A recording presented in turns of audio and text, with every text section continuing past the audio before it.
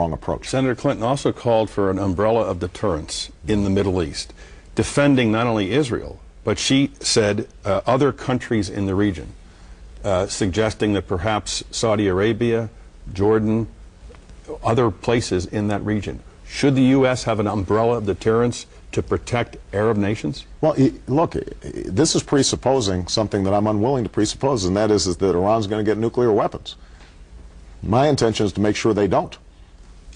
And the way we do that is, as I indicated before, to rally the international community, to engage direct talks with Iran, to send a clear signal about the consequences of continuing to develop nuclear weapons, but also to send a signal that if they are willing to stand down, that we can provide them with the kind of assistance that they need in order to help their people. So my central goal is to prevent them from getting nuclear weapons. I'm troubled by the idea that as a throwaway line in the debate, you start expanding the U.S.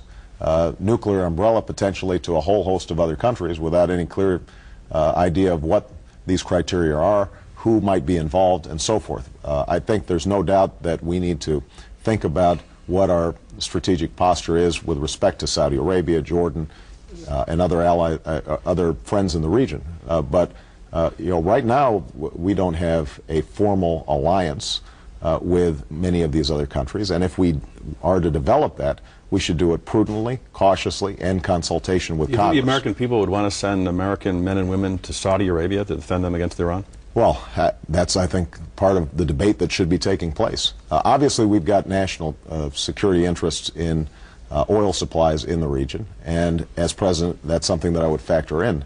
But I am not willing at this point to suggest that somehow we are going to extend our nuclear umbrella, or that we have the same sorts of alliance with Saudi Arabia that we do with NATO countries, or that we do with Israel. Afghanistan. The situation, according to some, is deteriorating as the Taliban continues to reconstitute itself.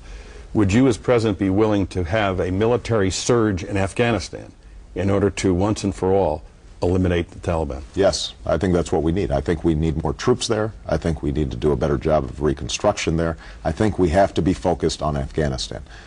It is one of the reasons that I was opposed to the war in Iraq in the first place. We now know that Al-Qaeda is stronger than any time since 2001. We've just received additional intelligence reports from our agencies showing that they are growing in capability.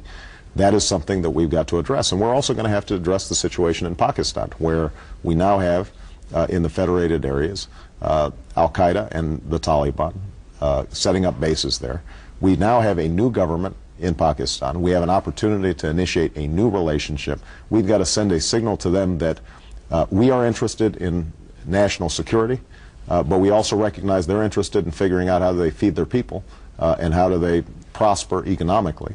And instead of just focusing on our issues, we've got to focus on some of theirs so that we can get better cooperation to hunt down Al-Qaeda and make sure that that does not become a safe haven for them. In the remaining minutes, let me talk about some politics. You said, quote, Indiana may end up being the tiebreaker. Mm-hmm. Right, that's where we are. So if Hillary Clinton wins here, she wins? No, she wins the nomination? No, what I said is that this was in the context of Pennsylvania, North Carolina, Indiana, the three largest states that are remaining. I said clearly Senator Clinton was favored in Pennsylvania. I was slightly favored in North Carolina. Indiana was one that was a toss-up. So between those three states, that would be the one that was hardest to gauge in terms of where the voters might go. But we've got more contests remaining, and I'm confident that Senator Clinton's going to stay in until the very end, and then we're going to have a decision about who's going to be the nominee. And my argument to the American people, and my argument to the voters, and my argument to the superdelegates is that this is a time where we can't just settle for business as usual, that we've got to have a different kind of politics. We've got to push back the special interests in Washington. We've got to engage in some truth-telling, and that's why this gas tax debate has been so important. And I think we have to unify the country to solve problems. You asked earlier in the interview about issues of my patriotism and being attacked by Republicans. One thing I'm absolutely confident about, Tim, the more I travel around the country, people don't think of themselves first as Republicans or Democrats. They don't think of themselves first as black or white. They think of themselves as Americans. And if we can tap into that spirit, that core decency and generosity, then we can solve healthcare. We can solve energy. If we don't, if we're continuing to be distracted by the kind of games that we see typically out of Washington, then we're going to have missed our opportunity. So if you win Indiana and North Carolina, you don't think the race is over?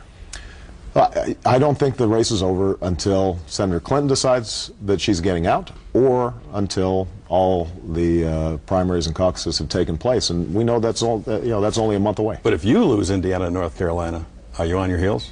No, we are going to keep on going, and we feel confident that ultimately I'm going to be the Democratic nominee.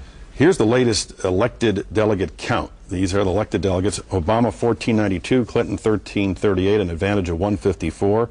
The superdelegates, 274 have declared for Clinton, 253 for Obama, 268 are uncommitted, which gives you an overall lead of about 133 if you combine those two numbers. This is what you said in New Albany, Indiana the other day. If we've won the most delegates from the voters, seems to me that it might be a good idea to make me the nominee. It doesn't appear mathematically possible that Senator Clinton can overcome your lead with elected delegates. If the superdelegates got together, the undecided superdelegates, and said, you know, Senator Obama, we think that Hillary Clinton is a stronger candidate against John McCain. Here are the latest polls in the swing states, the overall national polls. You run a wonderful race, but we're going to go with Senator Clinton as our nominee. What would you do? I don't think that's going to happen. Let me say at the outset, I want a Democrat to win in November. So even if Senator Clinton were the nominee instead of me, I would still be campaigning for Democrats, because we haven't talked much about John McCain today. The one thing I'm clear about is he wants to continue George Bush's foreign policy. He wants to continue George Bush's economic policies. He said George Bush had made great progress economically, and his proposals, which are essentially $300 billion worth of corporate tax cuts that aren't paid for, that would add to our deficit and increase the imbalance in our tax code, I think is the exact wrong prescription for America. So the Republicans suggest your plans don't add up either. That's a whole different discussion. But on this, do the superdelegates have the right to override, in effect, the decision of the elected delegates? I think the superdelegates, by rule, can make their own decision. I think the superdelegates are going to take a look not at momentary snapshot polls, but they're going to take a look at who's run the kind of campaign that can bring about change in America and can actually govern after the election. And the number of new people that we brought in, the organizations that we've set up in all 50 states, the enthusiasm, the energy that our campaign has displayed indicates to me, and should indicate to the superdelegates, that the American people are ready to move in a new direction, and that's what we're offering. And I'm confident that if I am the nominee, that I offer the Democrats the best chance of winning in November. And if the superdelegates decide otherwise, you will abide by it? Well, as I said, I'm committed to making sure Democrats win in November. Barack Obama, the senator from Illinois, we thank you for joining us for the full hour right here on Meet the Press. Thank you so much. And we'll be right back.